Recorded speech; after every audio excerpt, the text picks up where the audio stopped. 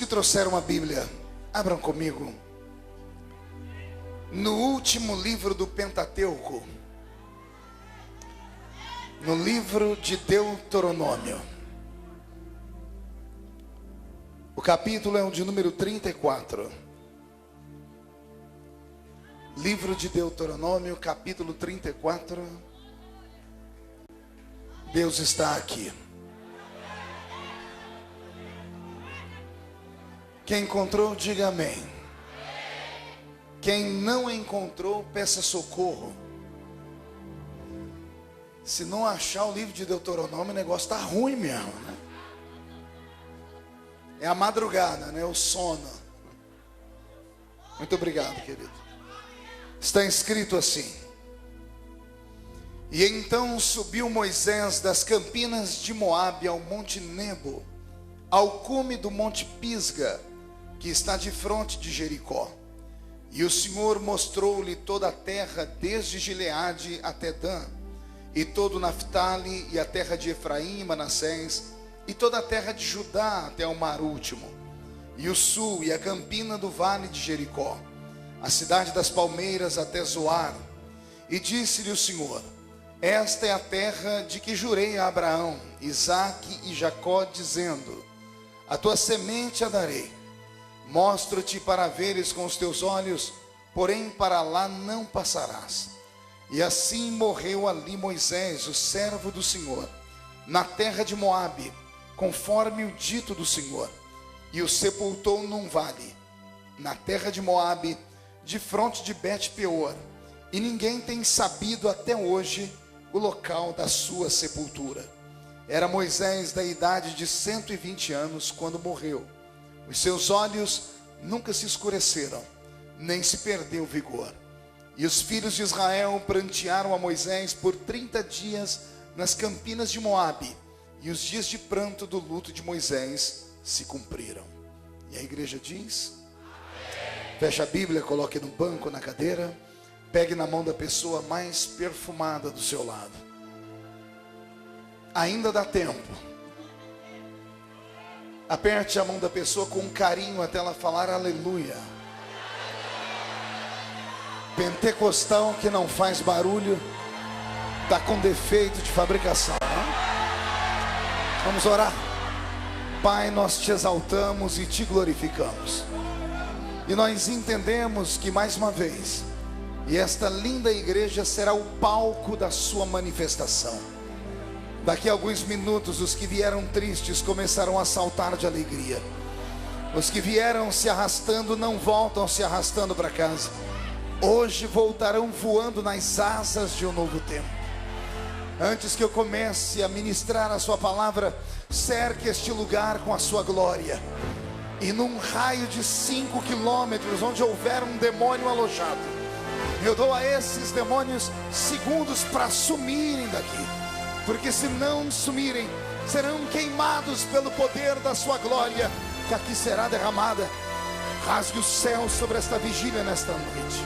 Manda anjos de fogo descerem aqui. Que esses anjos desçam trazendo brasas de fogo nas mãos. Comecem a esparramar estas brasas entre nós. E onde houver um crente cheio do Espírito Santo, pega ele, Jesus. Toma ela nas suas mãos agora. Agora. Agora, meu Senhor, fala conosco, fica conosco, em nome de Jesus. E a igreja diz: os que podem, tomem o seu assento aplaudindo a Jesus, porque Ele é bom.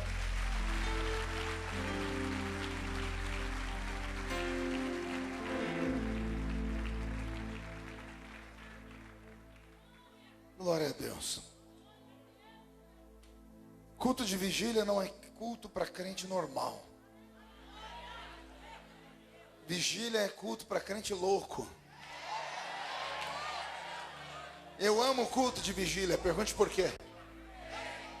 É o culto onde os vigilantes que vêm já não tem mais nada para perder na vida. Como não tem mais nada a perder na vida, eles não estão nem aí para quem está do seu lado.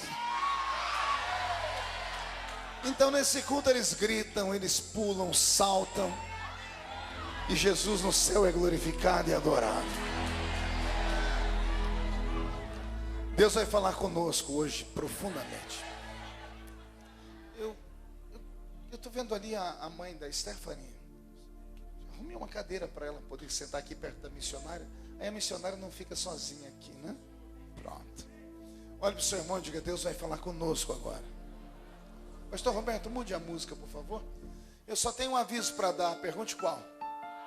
Quem não trouxe lenço, prepare a manga da camisa e a ponta da gravata. Porque nesta madrugada nós vamos receber um batismo de quebrantamento aqui.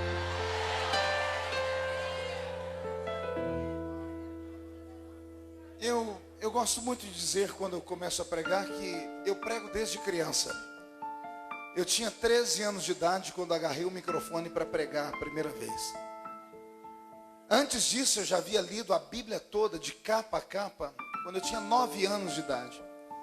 Eu era coroinha na igreja católica, lá na paróquia Cristo Rei. O padre era o padre Ângelo, era um homem muito querido.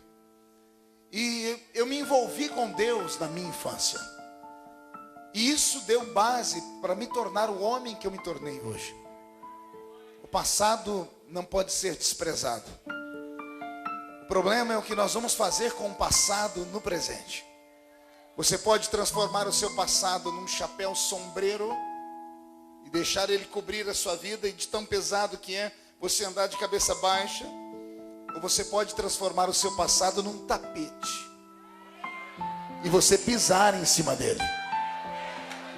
O ser humano não é uma máquina. Nós não somos como um computador. Se fôssemos como um computador, era muito fácil resolver os problemas.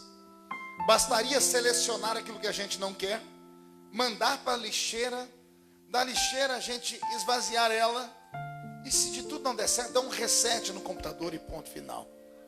Só que a nossa vida não é como um computador. Como não dá para apagar o passado, às vezes nós somos obrigados a reeditar o passado. Ou seja, olhar para trás, não com olhos de penúria, mas olhar para trás e vermos que encontramos força para vencer no futuro. Eu não prego para derrotados nessa noite. Os derrotados estão em casa assistindo o Corujão. Os vitoriosos vieram aqui porque estão cansados de ver coruja.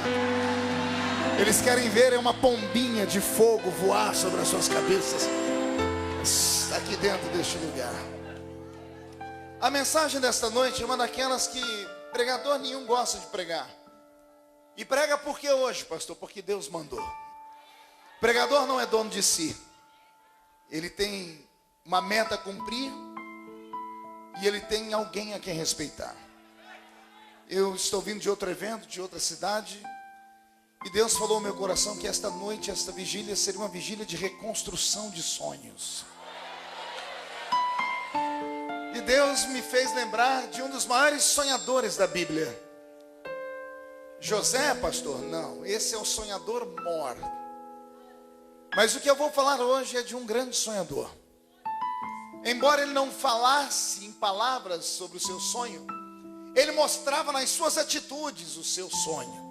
E o sonho dele era um sonho nobre, era um sonho forte. Era um homem que merecia o meu respeito, se eu vivesse naquele tempo, como respeito ele hoje, vivendo depois que ele viveu. Esse homem marcou o seu tempo como sendo uma voz profética, e até os dias de hoje é reverenciado pela nação eleita de Israel. O seu nome, Moisés. Falar de Moisés é dar um mergulho no passado na história bíblica. É lembrar de um homem que nasceu num tempo onde os homens eram proibidos de nascer. Mulher podia nascer no tempo dele, homem não. O faraó do seu tempo havia decretado uma palavra de maldição, dizendo que como os hebreus cresciam demais na terra, todos os meninos que nascessem deveriam ser mortos e flagelados. E esse faraó, para ficar de bem com o povo, disse: eu não sou tão ruim assim, eu só mato meninos, não mato meninas. Então, se nascer uma menina, ela vai viver. Se for menino, ele vai morrer. Só que para um judeu carregar sobre ele esse peso, o peso de ver o seu filho ser assassinado e uma menina sobreviver, era muito ruim. Naquele mundo antigo, o valor de uma mulher era muito pequeno. Infelizmente, o machismo era tremendo. E o valor de uma mulher equivalia à condição dela gerar filhos ou não. Se a mulher fosse uma mulher fértil, ela tinha um peso na sociedade. Se ela fosse uma mulher estéril, ela não tinha valor nenhum na sociedade. E não bastava ser fértil. Ao dar à luz, tinha que trazer ao mundo um menino. Porque se trouxesse menina, era uma vergonha. Quem já leu a Bíblia sabe que eu não estou mentindo. A Bíblia diz no livro de Levítico que quando uma mulher dava à luz a um menino, ela ficava apenas 8 dias impura. Mas quando nascia uma menina, ela passava 40 dias impura. Por que essa discrepância? Por que essa distância?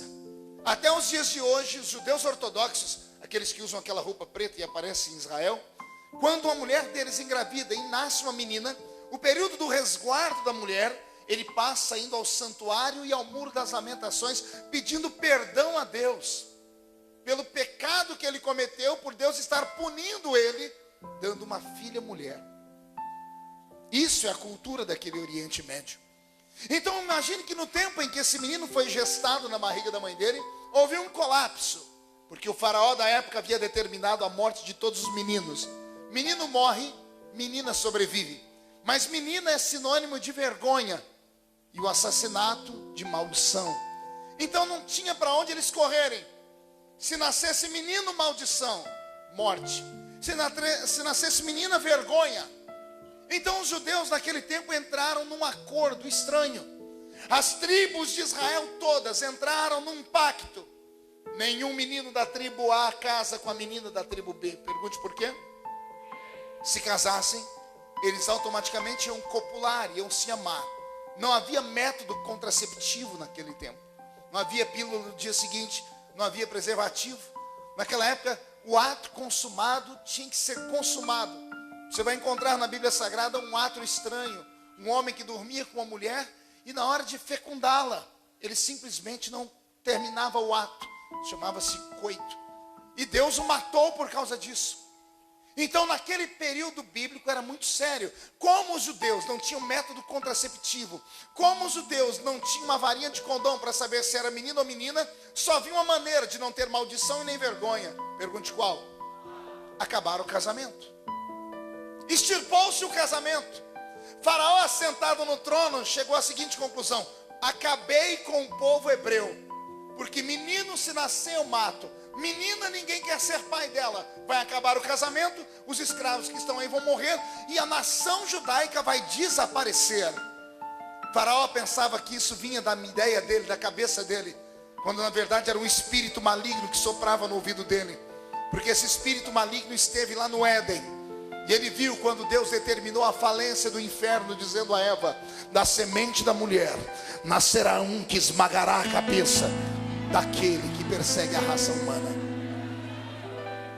Tendo o diabo visto que esse povo de Israel vem de Abraão, e Abraão era o amigo de Deus, ele entendeu que desse povo viria o Messias. Então ele determina a morte de todos os meninos. Mal sabia ele que no meio de 12 tribos de homens e mulheres covardes que pararam e não deram mais vazão ao casamento para não terem filhos, Deus havia reservado pelo menos uma tribo. E esta tribo eram de homens e mulheres corajosos. E eu sou herdeiro dessa tribo. E eu acredito que essa tribo é ancestral de todos os pentecostais que estão aqui.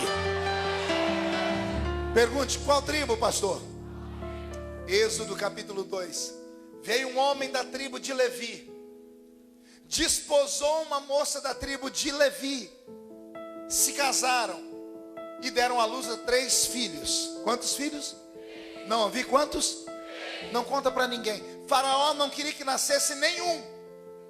Esse casal foi tão arretado e corajoso que teve logo 3. Um para glorificar o pai, um para glorificar o filho, e o outro para glorificar o Espírito Santo. As 3 crianças que nascem viram o mundo de cabeça para baixo. O primeiro menino que nasce tem o nome de Arão. E é esse Arão que vai ser o primeiro sumo sacerdote de Israel. A menina que nasce, numa época em que mulher não tinha valor nenhum, ela nasce e vira a história do avesso, porque o seu nome é Miriam. É ela quem vai cuidar do menino que vai nascer posteriormente, ela que vai dar a ele o ensinamento.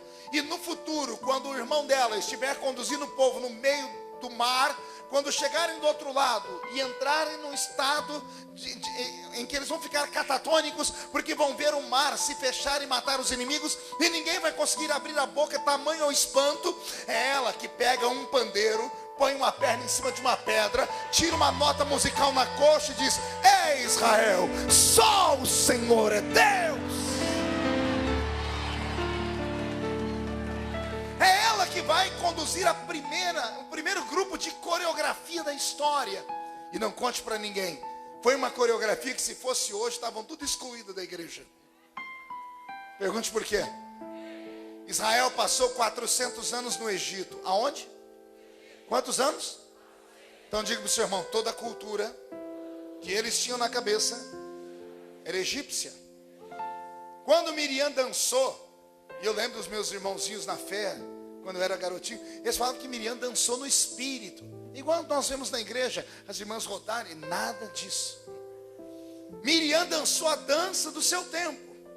E a dança que Miriam dançou era a dança que ela cresceu vendo as pessoas fazerem para os deuses do Egito.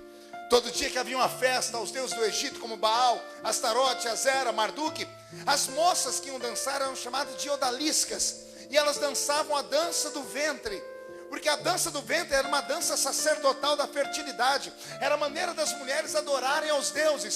Miriam e as meninas de Israel que passaram anos aprisionados no Egito só conheciam aquela dança. E elas se lembraram quando viram aquele milagre: se as egípcias podem dançar para o seu Deus, nós podemos dançar para o nosso Deus. Elas dançaram a dança do ventre. Pastor Marco, que vergonha. Vergonha é aquilo que está diante dos nossos olhos. A Bíblia diz que quando o olho é bom, todo o corpo é. A maldade está nos olhos de quem vê. Olha para o seu irmão e diga: está na hora de você cuidar melhor dos seus olhinhos. Eu me lembro que quando garoto me contaram uma história muito engraçada e interessante. Tinha uma vizinha, e ela, toda vez que ia almoçar com o marido, ela olhava lá pela janela de fora, a vizinha amiga dela limpando, pendurando as roupas no varal. E ela dizia para o marido dela: se você tivesse casado com aquela mulher, você estava perdido. Por quê? Olha lá, tudo suja a roupa dela. E o marido, muito bondoso, foi ficando quieto. Mas ela falava todo dia. Teve um dia que o marido dela levantou e falou: filha, se você limpar a sua janela melhor, você vai ver que não é a roupa dela que está suja, é a janela da sua casa. Tem pessoa falando da roupa dos outros lá, quando na verdade não é a roupa dele que está suja, não, são seus olhos que estão sujos. Quem sabe nesta noite não cai um colírio do céu nos nossos olhos e nos faz enxergar somente coisas boas. Diga para o seu irmão: a maldade está nos olhos de quem vê. Eu tenho um copo na minha mão. Se ele estivesse exatamente pela metade com água, o que você diria? Que ele está quase cheio ou que ele está quase vazio? A sentença vai de cabeça para cabeça. Uns vão olhar e vão dizer: está quase cheio, porque tem esperança. Mas aqueles que não pensam nada para frente, dizem: não, está quase vazio. Tem gente que só fala coisa ruim. O sangue de Jesus tem poder. Mas esses não vieram para a vigília, estão em casa. Na vigília só veio gente para cima, gente que acredita em milagre. Amém? Nós continuamos a história. É esse menino que nasce no meio dessa turbulência toda. Ele nasce num período que não é para nascer. A mãe e o pai têm coragem. Ao nascer essa criança, ela nasce, e eu fico aqui imaginando a maneira de Deus cuidar dela. Porque um menino que nasce numa época que não é para nascer ninguém, a família vai sofrer muito. Porque o vizinho não pode saber que o menino nasceu e está vivo. Para não saber que um vizinho teve uma criança, alguém tem que enfiar um pano na boca do bebê. Porque as casas não eram feitas de alvenaria, eram tendas. E se eram tendas, qualquer choro e grito, o vizinho escutava. E se o vizinho escutasse, ele poderia muito bem dizer assim: o meu filho foi morto, por que essa criança está viva? Arriscaria a vida daquela criança. Então a família é obrigada a arrumar uma maneira de segurar a vivacidade dessa criança. Tiram dele o direito de chorar. E quem conhece choro de criança sabe que choro de criança é uma linguagem. E só mãe entende. Mãe sabe quando é choro de fome, quando é choro de birra e quando é choro de dor. Mães têm o dom de interpretação de choro. Homem não tem, mas mulher tem. Então quando o menino ia tentar chorar, não tinha jeito, porque estava com a boca tapada. Então ninguém sabia quando ele sentia dor, quando ele sentia fome. Não bastasse isso, todo ser vivo precisa da luz do sol para crescer. Esse menino não podia tomar banho de sol. Até hoje nós fazemos isso com bebês. As mães colocam as crianças no sol para matar algumas bactérias, como aquela icterícia, né? Lá no interior a gente fala tiriça, né? Um bebezinho está com tiriça, né? É coisa da roça, né? Pois bem, o sol protegeria aquela criança e ajudaria ela a crescer. Mas aquela criança não podia tomar banho de sol, porque se algum vizinho visse, podiam contar para um soldado e o soldado matar a família inteira. Então eu já tenho dois problemas: ele não pode chorar e não pode tomar sol. Aí vem a parte mais bruta, pergunte qual. A mãe, logo que pariu essa criança, foi obrigada a voltar para a escravidão. Um escravo trabalhava cerca de 16 horas por dia. O que um escravo comia era a lavagem que sobrava da mesa do faraó. Não apenas a lavagem, a água que bebia era água barrenta do rio Nilo. Não havia leite para escravos, não havia mel para escravos. Então, uma mãe que trabalha 16 horas por dia, com seu ventre dolorido porque ela acabou de dar à luz, teve que dizer para todo mundo que a criança dela foi abortada. Então ela vai para casa de noite e vai comer o quê? Vai beber o quê? Eu me lembro que quando fui ao continente africano a primeira vez, eu vi crianças aos desesperos agarrando as mamas murchas das suas mães. Eu vi mães na África pegarem água suja, esquentar e colocar um matinho para dar gosto, e colocarem mamadeiras para dar para suas crianças. A fome é talvez um dos maiores flagelos que existe sobre a raça humana. Então uma criança que não pode se alimentar da mãe, por quê? Porque a mãe é escrava e não tem com que se alimentar. Eu fico aqui imaginando o que é que aquela criança bebia, o que é que ela comia. E o que eu vou falar agora é uma revelação profunda. A minha Bíblia diz que essa criança ficou em casa por 3 meses. Está escrito no livro de Hebreus que o menino ficou em casa com 3 meses.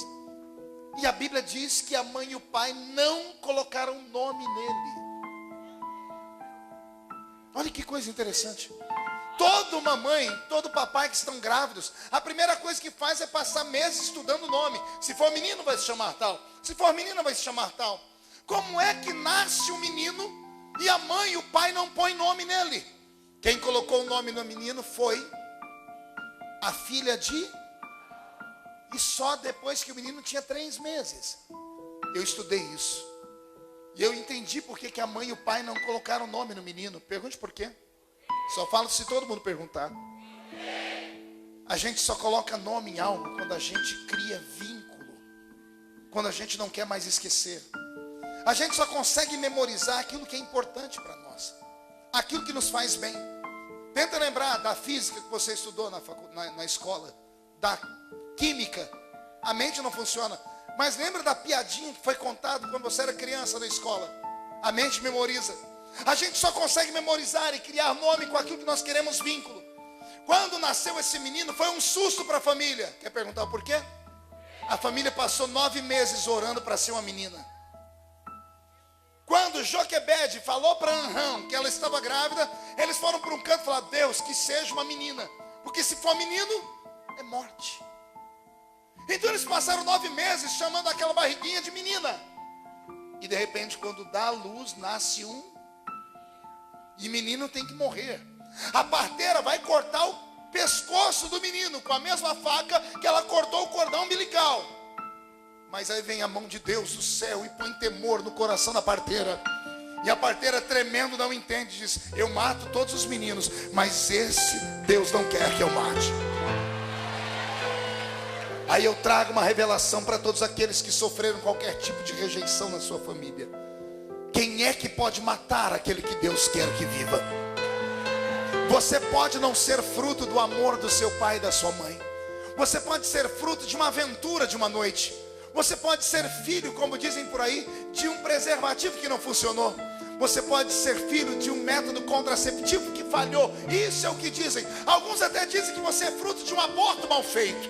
Eu venho hoje jogar todas essas equações por terra.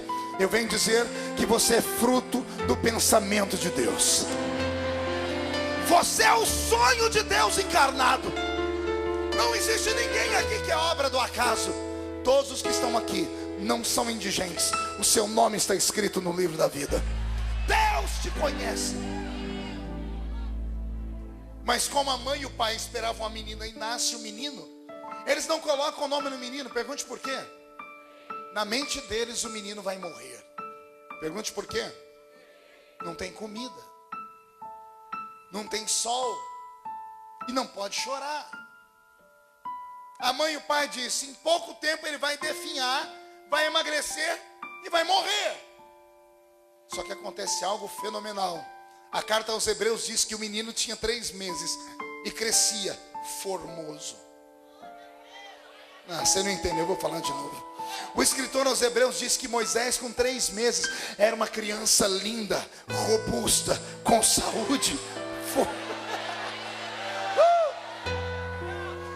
Deu um nó na cabeça de todo mundo. Por que ele está gordinho, rechonchudinho e bonitinho, se era para estar magro e morrer? Ora, quando o homem e a mulher não cuidam de você, quando o papai e a mamãe te desprezam, o papai do céu te adota e ele cuida de você. Uma criança com 3 meses, bonito como estava ele, era impossível calar. Chegou um belo dia que eles tiveram que fazer uma escolha. A mãe e o pai se reúnem na noite e dizem assim: ele não pode ficar mais aqui. Agora vai arriscar a vida dos outros 2 filhos que temos. Vamos jogar ele nas águas do rio Nilo. Era uma cultura egípcia. Toda vez que vinha uma desgraça sobre uma família, eles pegavam uma criatura e jogavam nas águas do rio para acalmar Leviatã. Leviatã era um monstro que havia naquelas águas do rio Nilo. Crocodilos que pareciam, ou faziam os jacarés que você conhece no Brasil, pareciam lagartixas. Os crocodilos eram alligators de verdade, gigantescos. A bocarra deles aberta era capaz de pegar um homem em fase adulta. Então eles eram deuses do Egito. Para aplacar a ira, as mulheres pegavam seus filhos e jogavam ali dentro. Joquebede pensa que Deus está irado com Israel ainda. Seu marido Anrão concorda. Eles vão jogar o menino nas águas, mas não querem um assassinato nas mãos deles.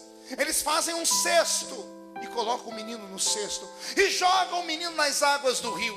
Dia desses eu li um livro que eu tive que dar gargalhada. O escritor, um romancista, disse que quando colocaram o cestinho nas águas do rio Nilo, Miriam amarrou uma linha, um barbante no cestinho, e ela ficou puxando o cestinho pela margem do rio. Quem conhece margem de rio sabe que não dá para arrastar nada. Já tentou pescar na beira da margem de um rio? A linha se engarrancha por todo lado. É muito mato, é muito galho. Miriam não fez isso. E eu até mandei uma carta para aquele escritor dizendo: amigo, não tente ajudar Deus a fazer milagre. Deus não precisa da ajuda de homem para fazer milagre. Porque o maior milagre só conhece quem já foi lá. E eu fui. Eu fui no lugar exato, pelo menos é onde diz a tradição, que jogaram o cestinho. E o que eu vou contar é só para quem é espiritual. Porque quando jogam o menino aqui, a correnteza vai arrastar o cestinho para lá. Todavia, você pega o guia e ele vai subir com você mais uns 50, 100 metros. E lá para cima ele vai dizer: aqui era a piscina onde a filha de Faraó se banhava. Fizeram um buraco perto daquele rio, e nesse lugar era uma piscina onde ela ia tomar banho. Jogam o cestinho aqui, ladeira abaixo. É para a correnteza arrastar o cesto para lá. O lugar onde ela toma banho é ali em cima. Quando joga o cestinho, ao invés de ir para cá, o cesto sobe.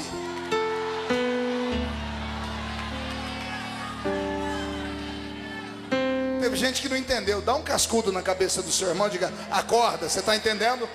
Diga: o pastor falou que Deus quebrou a lei da gravidade. Eu estou dizendo que o cestinho, ao invés de descer, ele subiu. De que jeito, pastor? Não sei, mas eu sei que Deus fez alguma coisa. Eu tenho uma teoria. É teoria, não é bíblico, mas é o que eu penso. Pergunte qual é. os crocodilos vieram para comer o cestinho. Só que quando abriram a boca para engolir, sabe o anjo que fechou a boca dos leões? Ele fez um estágio fechando a boca de jacaré primeiro. E ao invés do jacaré querer comer, ele foi empurrando com o focinho lá para cima. Porque quando Deus quer, Deus usa o que não existe para trazer à existência aquilo que Ele quer.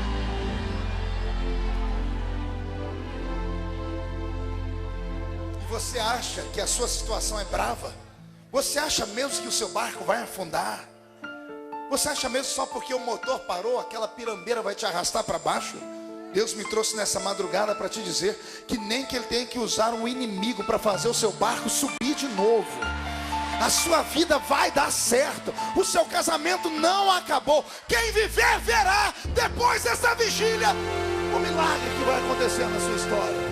Se tem alguém que concorda, não dá um grito, não dá um berro de glória a Deus.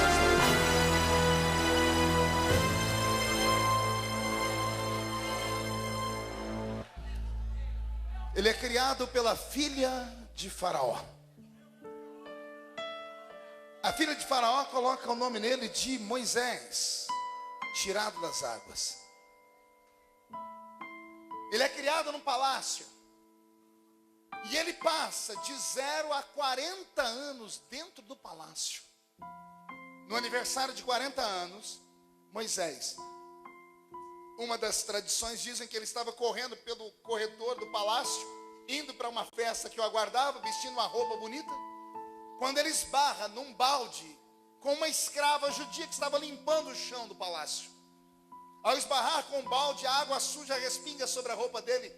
E ele, como é o filho da filha de Faraó, vai querer espancá-la. E ela ergue a voz e diz: você não pode me bater, porque eu te criei. Quando você era bebê, foi entregue na minha mão para que eu cuidasse de você. E eu tenho um segredo para te contar. Eu não sou sua ama, eu sou sua irmã. E você não é um egípcio, você é um judeu. Quando essa notícia entra no coração dele aos 40 anos, foi o maior presente que ele recebeu. Ele deixa o palácio e vai andar no meio do povo. E no meio do povo ele vê o sofrimento. E ele percebe que durante 40 anos, para ele se alimentar bem, o povo dele morreu de fome. Para ele se vestir bem, o povo dele morreu às mínguas. E ele começa a criar rancor dentro dele, remorso misturado com ódio. E quando ele pega um homem, um egípcio, maltratando um judeu, ele mata o egípcio com as mãos e enterra ele na areia. No dia seguinte ele sai para fazer isso de novo. E quando ele vai discutir com outro egípcio, alguém grita: você vai matar esse e enterrar na areia como fez ontem? A notícia esparrama. E o filho da filha de Faraó vira um assassino. E esse assassino não pode ficar mais no palácio. E Moisés, com 40 anos de idade, sai do Egito e vai para o deserto. E no deserto, ele se transforma num eremita. E ele vai viver entre os beduínos.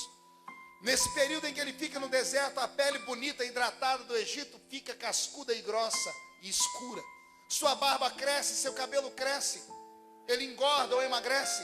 Ele fica desfigurado ao ponto de ninguém mais saber quem é ele. E ele passa uma temporada de mais 40 anos no deserto. Quantos anos mais? De 0 a 40 ele ficou no palácio. De 40 a 80 ele ficou no deserto. E agora com 80 anos de idade vai acontecer algo na vida dele que vai mudar a história dele para sempre. Só que ele faz algo que poucas pessoas entendem. Então preste atenção, porque isso aqui é valioso. A Bíblia diz que Moisés, com 80 anos de idade, pegou as ovelhas do seu sogro e foi pastorear as ovelhas em Midian. Só que ele vai pastorear as ovelhas em Midian no alto de uma montanha. No alto do quê? Não ouvi? Olha para o seu irmão e diga para ele: não dá para pastorear ovelhas em montanhas. Quer perguntar o porquê? Não tem relva. Aprisco não fica no alto da montanha, fica no vale. Se o aprisco fica no vale, o que é que Moisés foi fazer com aquelas ovelhas no alto de uma montanha, aos 80 anos de idade? Eu sei o que ele foi fazer. Ele sumiu da vista de todo mundo. Aconteceu com ele aquilo que acontece conosco de vez em quando a gente quer sumir da presença de todo mundo. Quando o fardo é pesado demais, quando a frustração é angustiante demais, quando as pessoas nos machucam, nos traem, quando o teto desaba na nossa cabeça, quando o buraco abre debaixo dos nossos pés, quando a gente não vê mais esperança, a primeira coisa que a gente faz é se isolar. Será que só Moisés e eu já algum dia pensamos assim em sumir de casa, em pegar a estrada sem rumo e ir para nunca mais voltar? Todo ser humano passa, isso chama-se depressão. E a depressão que ele vivia tinha razão de ser, também pudera. Ele tem 80 anos de idade, olha só como a vida dele é. Ele descobre com 40 anos que ele é um escravo disfarçado. Ele descobre com 40 anos que a família dele morreu, dando comida para os faraós, enquanto a família era desossada no meio do deserto. Com 40 anos de idade, tentando fazer o certo, ele acaba matando um homem e vira um assassino. O homem que ia herdar o trono do Egito agora tem que andar no meio dos beduínos. Com 80 anos de idade, ele não tem prospecção de vida. Ele não quer mais viver, porque a vida dele de 0 até 80 não prestou para nada. E aos 80 anos de idade, ele está no alto da montanha. Ele tem um cutelo na cintura, uma faca. E eu acredito que ele pega aquela faca e pensa 2 vezes no que ele vai fazer. Porque na vida dele não tinha mais esperança. Ele chegou no limite. E quando ele pensa em tirar a vida dele, Deus olha do céu e diz: agora que ele se esvaziou de tudo, é a minha vez de operar. Na frente dele está uma moita de capim, uma sarça.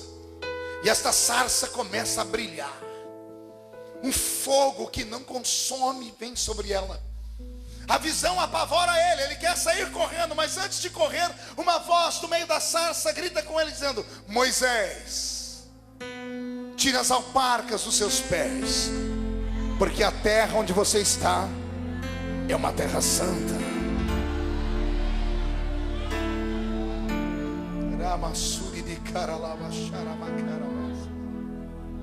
O corpo do velho treme. Aquela voz o chama pelo nome. E aqui eu tenho um recado de Deus para você, que até hoje só sofreu igual o sovaco de aleijado. Deus levou 80 anos para falar com Moisés. Quanto tempo faz mesmo que Deus não conversa com você? Um dia, uma semana, um mês, um ano, 10. Levou 80 anos para Deus falar com Moisés. Mas o dia que Deus foi falar com ele, Deus chamou ele pelo primeiro nome. Foi a forma de Deus dizer: eu não tenho falado com você, mas eu sempre estive de olho em você. Pegou aí? Deus pode não estar falando com você, mas Ele não perde você de vista. Deus fecha os lábios, mas não fecha os olhos. Os olhos de Deus estão sobre você aqui nesta vigília, nesta madrugada. Quem acredita nisso, dá mais um grito de glória.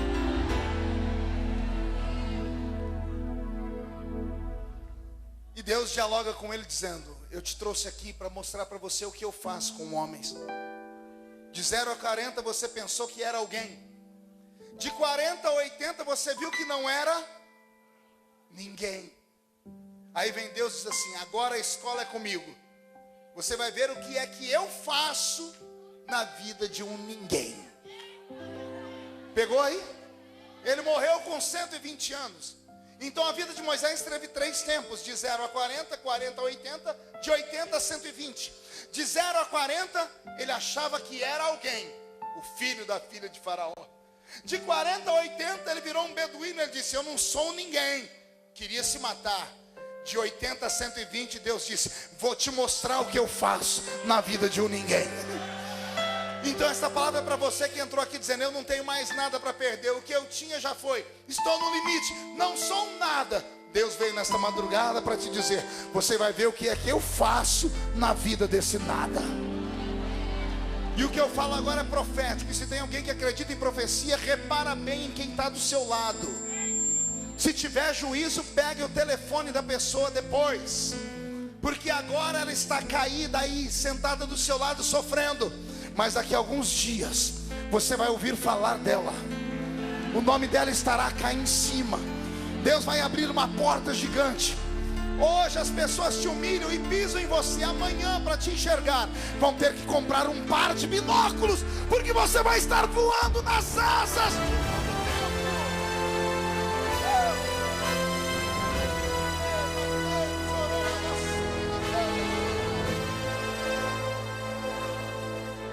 Alguém crê que tem uma chamada desse porte aqui?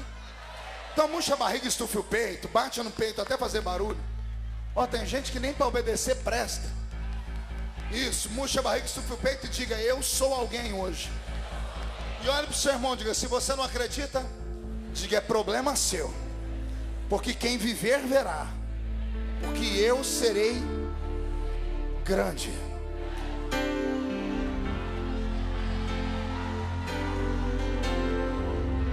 Você vai ser grande.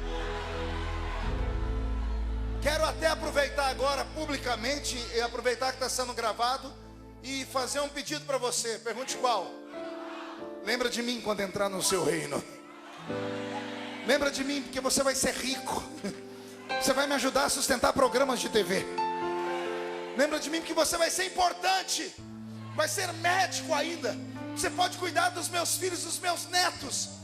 Deus está liberando nesta noite uma unção de sonhos. Pega o céu nesta madrugada.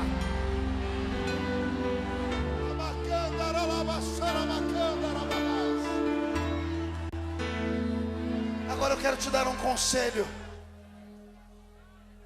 Se tem algo que eu venho ensinando há anos no Brasil e no mundo, mais do que as pregações e histórias lindas que eu venho contando da Bíblia, é a minha história de vida. O mundo inteiro me conhece como o sobrevivente. O homem que não sabe bater, mas pense num homem que aguenta apanhar. Eu canso os meus inimigos. Meus inimigos são fortes e grandes e violentos, e eles me batem sem dó e sem piedade. E me bate com tanta vontade de matar, só que não dão conta porque Deus protege a vida. Mas batem tanto que chega uma hora que o braço deles cansa. Porque eu devia estar caído no chão. Eu estou todo arrebentado, mas estou em pé. E quando eles param de bater, eu olho para o céu com o olho inchado, sangrando, e digo: eu sei que o meu Redentor vive, e em breve se levantará para me socorrer. Deixa eu te contar um segredo sobre a sua vida e a sua história. Homem toma o que o homem dá, o que Deus dá. Tá para nascer um macho que tire. Pegue isso. Escreve isso no espelho da sua casa, no banheiro. Faz uma folha, põe na geladeira. Escreve: o homem toma o que o homem dá, o que Deus dá. Tá para nascer um macho que tire.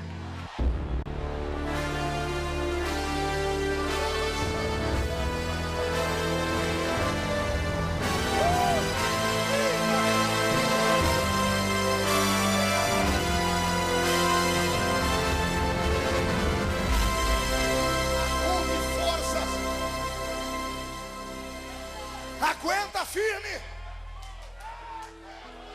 Deus não consegue ajudar covardes. Deus ajuda fracos. O fraco ele pega pela mão, ele salta a muralha. Mas o covarde Deus não consegue ajudar, porque ele não consegue nem levantar a mão para pedir ajuda. Ele não acredita nele. Se você não acreditar na sua história, ninguém vai acreditar. Se você não acreditar que você vai ser grande, que o seu filho vai se formar, que o seu marido vai voltar, que o seu ministério vai vingar, se você não acreditar, ninguém vai acreditar por você. Pastor, mas não existe mais. Pastor, mas não existe Ou você fixa o alvo, mira ele e vai em frente, ou desista nessa noite. Desista então. Vai arrumar uma caixa de picolé e vender na rua. Vai catar latinha na esquina. É um trabalho digno, mas é um trabalho para quem perdeu os sonhos. Porque quem sonha, ele luta pelos seus sonhos. Ele morre pelos seus sonhos. Guarde isso. Eu, Marco Feliciano, nunca tive força, mas sempre tive coragem. Desde criança, tudo para para mim sempre foi muito difícil, tudo. Nada veio de mão beijada, nunca. Se para um só é uma dor, para mim a dor é elevada à 10ª potência. E eu tenho sobrevivido. E cada dia, ao invés de cair, mais Deus me levanta. E vou dizer, quem viver verá onde eu ainda vou chegar. Por quê, pastor? Porque eu tenho um sonho. Aos 80 anos de idade, Deus plantou um sonho em Moisés. Olha que coisa linda. Deus plantou um sonho em Moisés. Pergunte qual era o sonho. O sonho era arrancar o povo da escravidão e levá-los para a terra prometida. Não existe sonho mais nobre do que esse. Todos os grandes políticos do mundo que lutaram contra a ditadura, contra a perseguição, tinham esse sonho: ver o seu povo livre. Assim como eu, pastor Marco Feliciano, sonho em um dia ver a minha nação livre. Ver os nossos filhos livres do crack, das drogas, da pobreza extrema, da fome, da desigualdade. Moisés tinha um sonho, só que Deus deu na mão dele condições desse sonho acontecer. Deus deu a ele milagres. Deus deu a ele uma unção de poder. Só que Deus deu a ele a unção e uma lição. Lembra que um dia Deus falou para ele: Moisés, vou fazer isso. E Deus foi desenhando. Moisés estava louco para ir até Faraó e agarrar Faraó pelo colarinho. Aí Deus viu que ele estava altivo e disse: Moisés, põe a mão no peito. E ele põe. Aí Deus disse: tire a mão do peito. Ele tira. E a Bíblia diz que a mão dele estava como? Não ouvi? Leprosa. Quando ele viu a mão leprosa, ele tomou um susto, porque aquilo mata e não tem cura. Foi a forma de Deus dizer para ele: você nunca vai bater no peito achando que é você. Você nunca vai pisar em cima de ninguém. Você nunca vai tripudiar em cima. Não bata no peito, porque o dia que você bater no peito, você fica leproso. E tudo que eu te dei, você perde da noite para o dia. Pegou essa lição aí? Deus vai te levantar. Deus vai te exaltar. Mas Deus não quer saber de vingança. Ele só não te deu ainda porque você já jurou para a família: quando eu chegar lá, aquele ali está perdido. Não faz isso. A vingança não é sua. A vingança é do Senhor. Um dia Deus colocou na minha mão os meus inimigos. E eu, como homem, disse: vou fazer justiça com as minhas mãos. Só que eu ainda tinha um pouquinho de temor. E eu fui orar. Falei: Senhor, eu vou fazer isso. O Senhor disse: você tem livre-arbítrio. Pode fazer o que você quiser. E eu falei: e o que vai acontecer depois? O Senhor disse: depois você colhe também. Porque tudo que o homem planta, ele colhe. E eu falei: o que eu faço? O Senhor disse: tem uma segunda opção. Eu falei: qual? Ao invés de você vingar, deixe que eu vingo você. E eu falei: de que jeito? O Senhor disse: não te interessa. Vai ser logo? Também não te interessa. Pode levar 10 anos. Mas aí, o que é que eu ganho com isso? O Senhor disse: você vai ter a vingança que você quer e você não vai ter que pagar preço nenhum. Assim diz o Senhor para você nessa noite. Você pode fazer justiça com as suas mãos, mas vai pagar um preço. Ou você pode hoje dizer assim: está na mão de Deus, e Ele justificará e vingará você do jeito dele. Diga para o seu irmão aí: a escolha é sua. Moisés entendeu que a vingança não era dele, era do Senhor. A história dele cresce, sabemos de tudo que acontece com ele. E eu quero chegar no texto que eu li. Pastor Roberto, mude a música para mim. Estamos no capítulo 34 do livro de Deuteronômio. Moisés tem 120 anos. Faz 40 anos que ele está no deserto, sonhando com a terra prometida e nunca consegue chegar lá. De manhãzinha Deus acordou ele na tenda. Ele achou que era só para colocar lá fora o vaso onde o maná ia ser colocado, porque por 40 anos Deus fez chover maná. Mas esse dia Deus disse para ele: Moisés, eu preciso que você suba aqui no alto da montanha. Moisés diz, posso levar Josué comigo? E o Senhor diz, hoje não. Hoje é só eu e você. Moisés olhou aquela montanha que ele era acostumado a subir nela e falou, Senhor, um jovenzinho sobe essa montanha aí em 6 horas. Eu já tenho 120. Vai levar um pouquinho de tempo a mais. Eu imagino Deus dizendo, você tem todo o tempo do mundo. E Moisés sobe no alto daquela montanha. Quando ele chega no topo da montanha, no cume do Monte Pisga, de fronte de Jericó e de Bet-peor, o vento sopra forte. As nuvens estão quase encontrando o pico da montanha. Os cabelos de Moisés estão esvoaçados com a sua barba e a sua roupa. E quando ele chega lá em cima, imagina ele gritando, cheguei, Senhor. E o Senhor dizendo, está tudo bem com você? Na medida do possível, né? Vamos imaginar um diálogo. E Deus dizendo, Moisés, hoje eu te trouxe aqui para te mostrar uma coisa. O que, Senhor? Olha para frente e me diz o que você vê. Só vejo nuvens, Senhor. Ô Moisés, desculpa. Saiu as nuvens. E agora, o que você vê, Moisés? Eu vejo terras. Amplia a visão, Moisés. Eu vejo terras frutíferas. Enxerga mais, Moisés. Eu vejo rios. Veja mais, Moisés. Eu vejo pomares, plantações. E você está onde, Moisés? Eu estou no meio do deserto. E no deserto não tem nada disso? Não tem. Mas eu estou vendo que está logo ali, 3 dias de viagem. Senhor, o que é aquela terra? E eu imagino Deus dizendo, é a terra. Que terra, Senhor? Aquela que eu falei. Senhor, não brinca, porque eu tenho 120 anos. Moisés, não tenho tempo para brincar. Senhor, é a terra que o Senhor jurou para Abraão? É a terra. O coração do velho acelera, a perna bambeia, o intestino desanda. Eu disse, Senhor, o Senhor me dá licença, então que eu tenho que descer. Agora eu vou descer correndo. Senhor, eu tenho que preparar todo mundo. Nós estamos há 3 dias na terra. Eu imagino Deus dizendo, calma, Moisés, você aguentou 40 anos, espera mais um pouquinho. Vamos conversar. Sim, Senhor, o que o Senhor quer saber? O que você vai fazer quando entrar na terra? Ah, Senhor, eu tenho vergonha de falar. Fala, Moisés, a gente é amigo. Só está eu e você aqui. Senhor, tá bom, o Senhor perguntou. Eu queria, sabe, perto daquele rio lá, eu quero fazer uma casa de madeira bem bonita.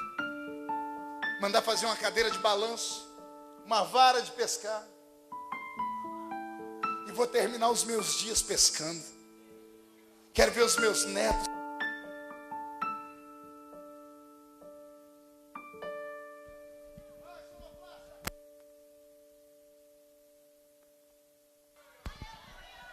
Glória a Deus. Pronto, vamos tentar aqui. Quero terminar os meus dias curtindo, Senhor, aquilo que todo velho curte quando está velho. O que, Moisés?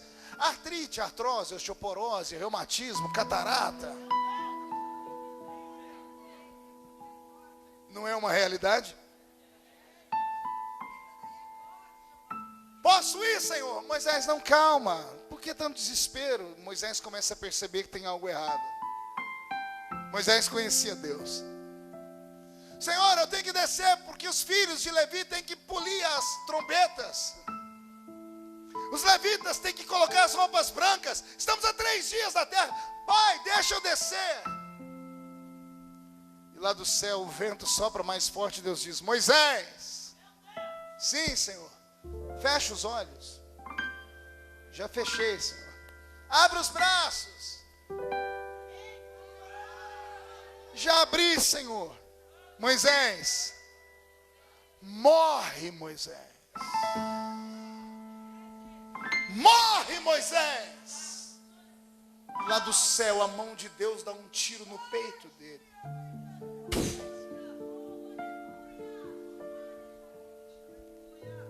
E morre no monte o homem que sonhou com com a liberdade. Ele morre a 3 dias de entrar na terra. Ele caminhou 40 anos para morrer na beira da praia. É triste. O dia que eu li isso a primeira vez, eu me revoltei. Eu disse, poxa vida, se tem alguém que merece aquela terra, era Moisés. Enfrentou a família, enfrentou todo mundo, sofreu.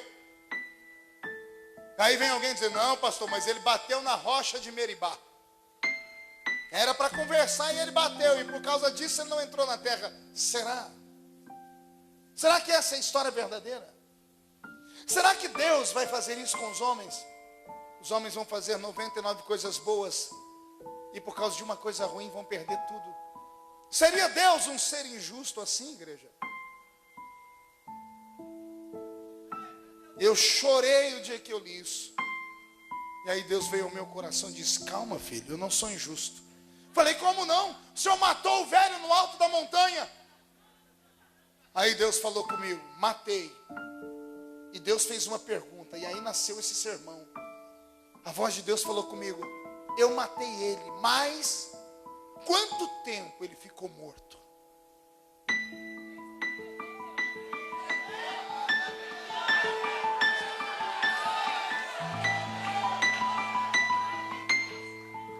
Eu não entendi aquilo, como é que é, Senhor?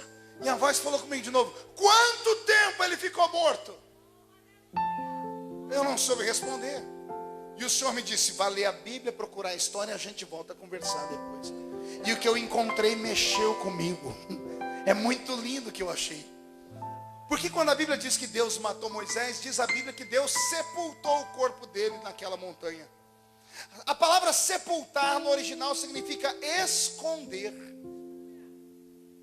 Então quando a Bíblia diz que Deus sepultou, a Bíblia diz que Deus escondeu.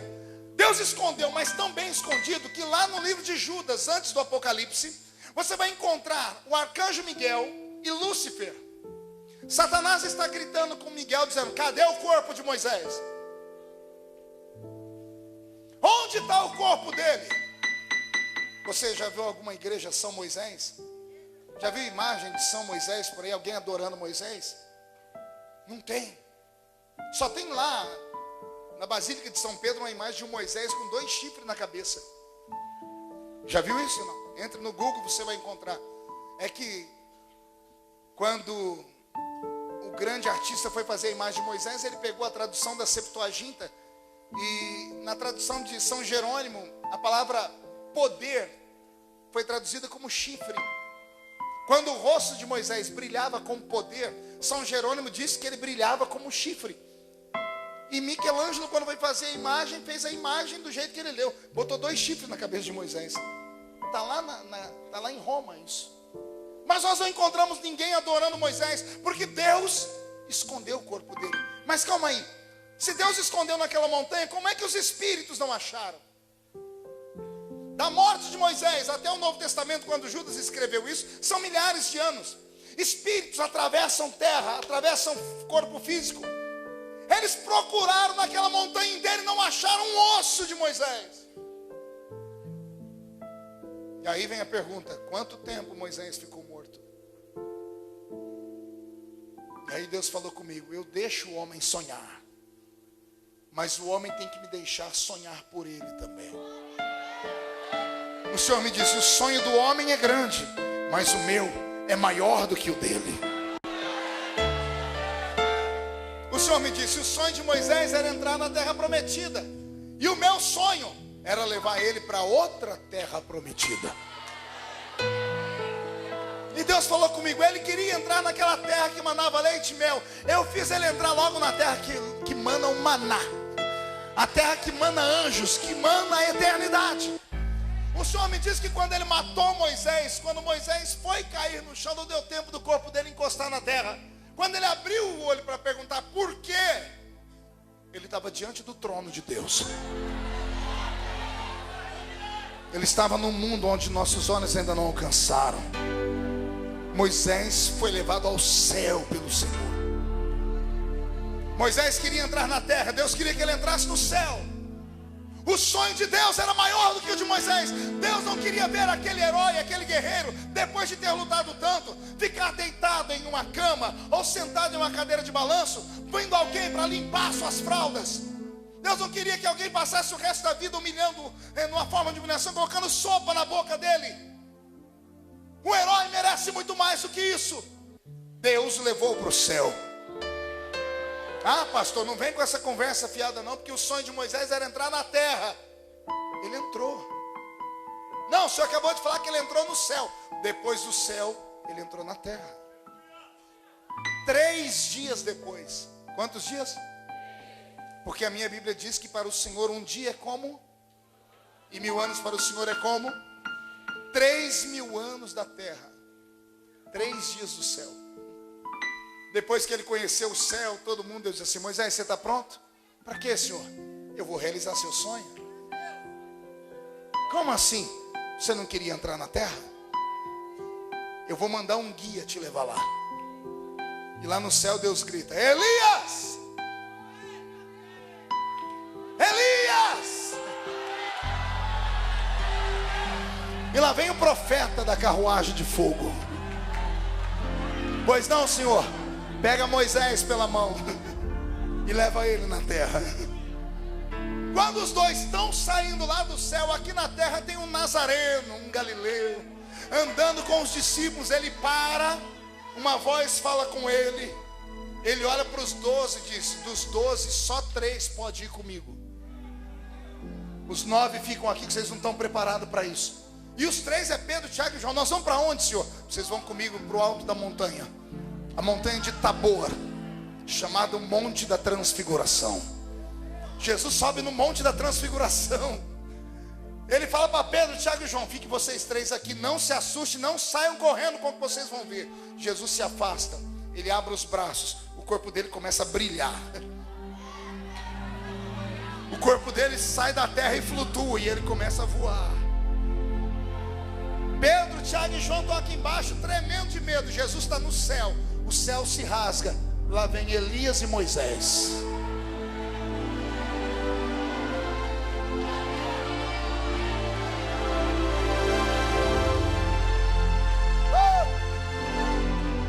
Não entendeu não?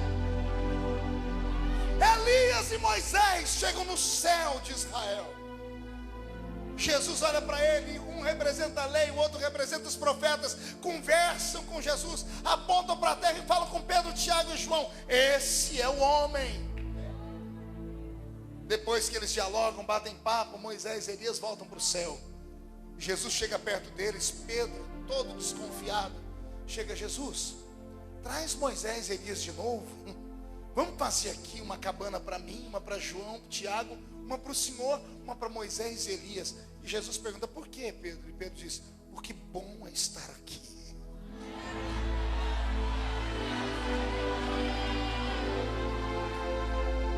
Eu te trouxe nesta noite uma das mensagens mais lindas da Bíblia.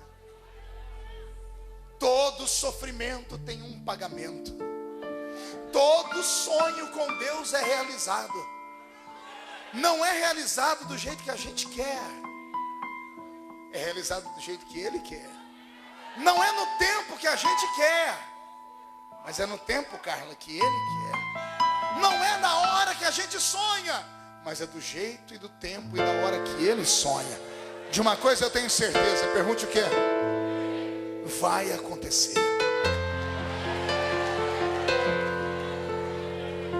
Vai acontecer. O que não pode é você ficar no culto com essa cara feia, parecendo que foi batizado num pote de vinagre. Ficar o culto todo com essa boca travada. Segura aí. Boca de ar. A única arma capaz de deter o seu sonho, ela não mora fora, ela habita dentro de você. O seu maior inimigo mora dentro de você. Chama-se medo. Medo do que as pessoas vão falar. Medo de ter que ir e acabar voltando. Medo das coisas não darem certo. Medo de ser julgado, pré-julgado. Deus só conseguirá te ajudar se você vencer esse espírito chamado medo. Isso mora dentro de você. Eu não posso te ajudar, só você. A limpeza é de dentro para fora. Mas eu posso te estimular a mandar embora esse espírito, porque a Bíblia diz que Deus não nos deu um espírito de medo, mas um espírito de fortaleza. Eu vou te ajudar nesta hora. Nós vamos cantar o Salmo 91. Vamos cantar marchando, dando socos para o ar. Davi, quando tinha medo, cantava o Salmo 91. Na medida em que cantarmos aqui, a sua casa, a sua empresa, o seu trabalho, os seus filhos, os seus parentes, estando no Brasil ou fora, vão ser atingidos por uma proteção angelical. Quem acredita nesse tipo de milagre, dê um grito de glória. Preparados?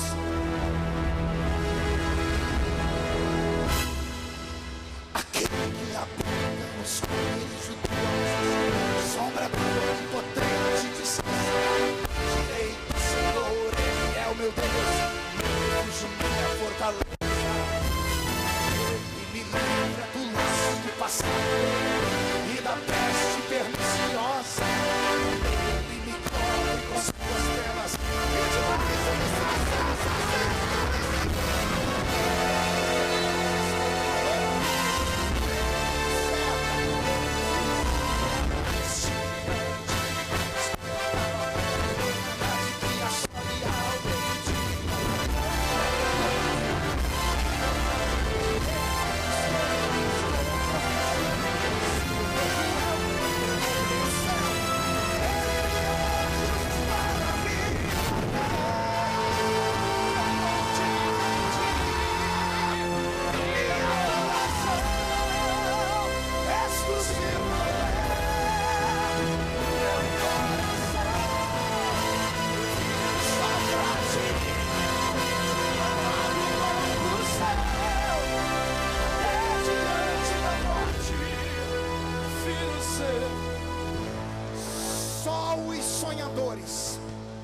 Só aqueles que têm um sonho muito grande, levante a mão direita para o céu, estique os dedos e grite comigo em nome de Jesus.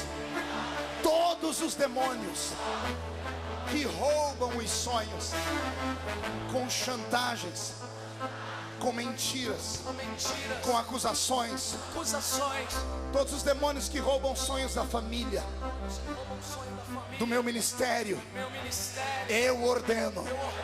Venha para a palma da minha mão agora. Feche a sua mão. Em um ato profético, você está segurando os piores demônios do mundo.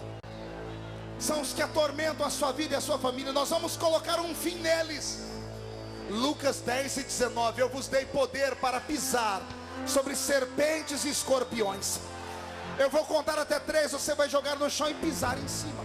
Mas é para pisar com vontade.